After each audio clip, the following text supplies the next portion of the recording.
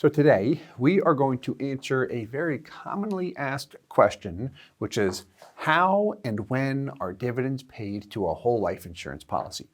So if you have a whole life insurance policy and you're wondering, when am I going to receive a dividend? How much is it going to be? Is there a way I can predict that other than just the dividend rate? And the answer is absolutely. So let's get on into it. To answer the question of when at the end of each policy year, typically, this begins at the end of the second policy year. However, some products, depending on the design of your policy, will pay a dividend at the end of the first year. Now, we're going to break down exactly how dividends are paid, because if I see a dividend rate, for example, if you were to Google search a dividend rate, say Mass Mutual for 2021, they have a dividend rate of 6%. That would make me, as a consumer, think what? Well, if I have $100,000 in cash value, I would earn a 6% dividend, which should equal $6,000. That, unfortunately, is not how it works with any insurance company. We're going to break that down really with full transparency in this video. If you're considering a policy and you're looking at illustrations, I will add that illustrations are most accurate year to year.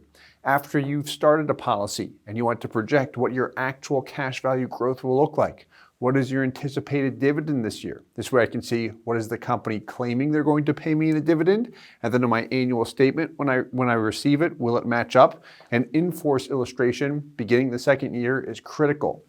This is something we try and provide to everyone we work with during our review calls and review meetings. Now, we have a couple things here that I want to mention. We always have a dividend interest rate that is published or declared by the insurance company. But then we have a dividend column on a life insurance illustration. Those two do not match up. What I will add here is anytime you see a dividend column on a life insurance illustration, it may read annual dividend or year-end dividend. That does not reflect the guaranteed rate. It only reflects the surplus. Guaranteed rate not included. Sorry, batteries are not included in this toy, with this toy. So what that means is if you have a company that has a dividend rate, say of 6%, and they have a guaranteed rate of 4%, what that means is that the insurance company declared a surplus of 2% for that year. The dividend column will always reflect the surplus only. I wish it said annual surplus or year-end surplus, but insurance companies are going to do what insurance companies are going to do. Now, while the dividend column is great, my favorite column really to pay attention to is the total cash value year-end column. That is your money column at the end of the day, which reflects not only the dividend or the surplus, but also the guaranteed rate. So if you're really trying to track, hey, what is the actual cash value growth year over year? That's the column I want to refer to. So to provide a little bit more context here before we look at some examples, if you have a company with a dividend rate, say of 6% and a guaranteed rate of 4%, what that would mean. So if you Google search or you know the dividend rate that your company has is 6% and the product has a 4% guarantee, what that means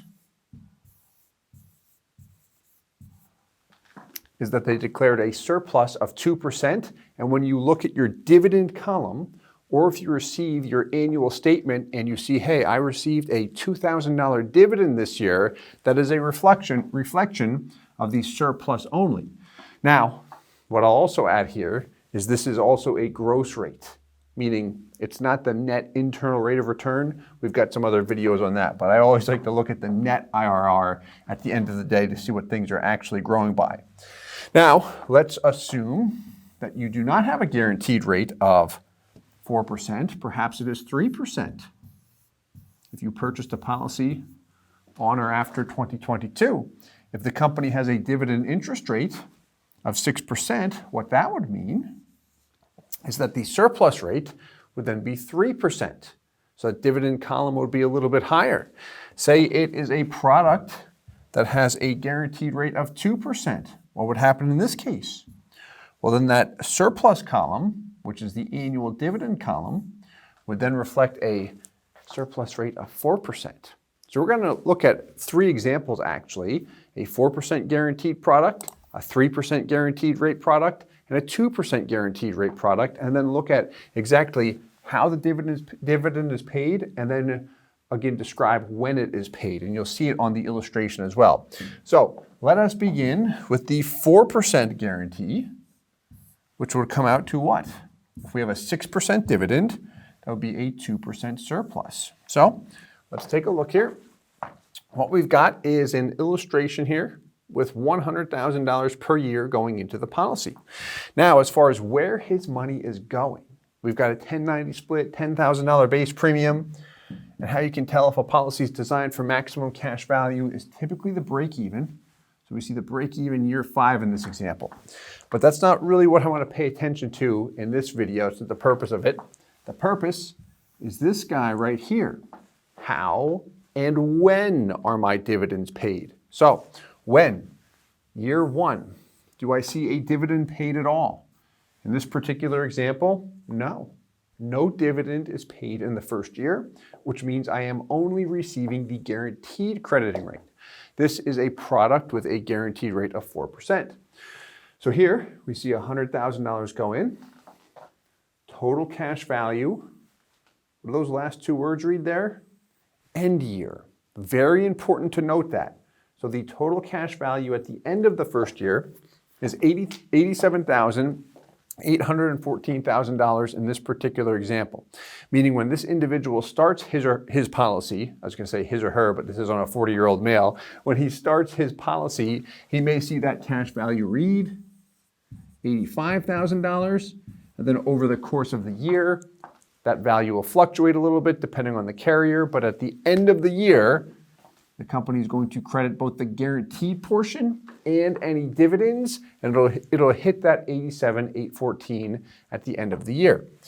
Now, year 2 rolls around, he pays in $100,000, and we see annual dividend beginning year here. Here's what's really interesting. Beginning year, $27.60.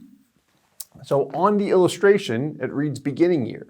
However, from experience, I can tell you that dividends are typically paid at the end of each year, even with this company here.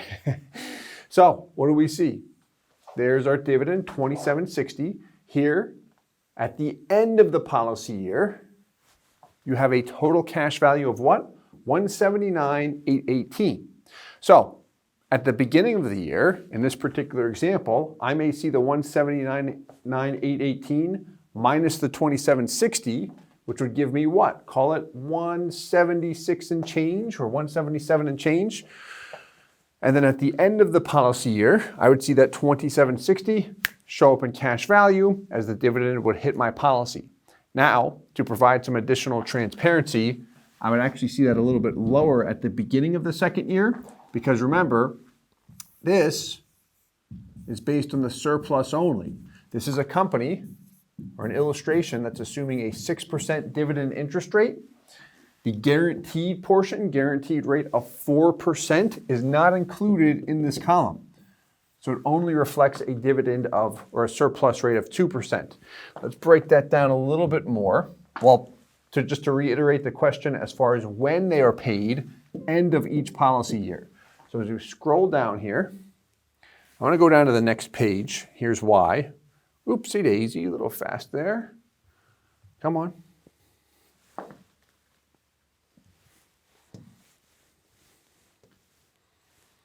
Okay, so the next page, we see no funding going in beginning policy year 16. Here's really what I want to hit on. If you look at the annual dividend column right here, annual dividend end year, so at the end of each year, dividends are being paid, $19,220. That is the dividend that is going to be paid out if dividends hold true forever. Now, what does your cash value grow by when you look at that column? $2,054,000 grows by about $90,000, a little bit more. Grows from $2,054,000 to $2,145,000. What were your payments this year? Do you see any premium column at all? No, we got rid of it.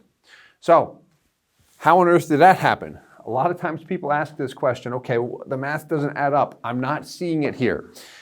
The reason why, that dividend, again, only reflects the surplus credited to the policy. The guaranteed piece is not there. So as we look at this guy, over here, this is our total cash value growth that is also including the guaranteed rate of 4%. So this is a 4% guaranteed example. Let's take a look at a 3% guarantee example. This is a product in a company that has a dividend interest rate, not of 6%, but the total dividend rate, if you were to Google search it for 2021, is 5.65%. The guaranteed portion is 3%, which means the surplus would be what? 2.65%. And that is important to know why. Because when I look at the annual dividend column, it only reflects the surplus. I wish they made it easier than this. Because I search a company's dividend rate, and again, my mind goes dividend column would equal dividend rate. But it doesn't work like that, and it hasn't as long as I've been in the industry, I think forever probably. All right, so let's take a look here. You can tell I'm an insurance nerd with this stuff, right?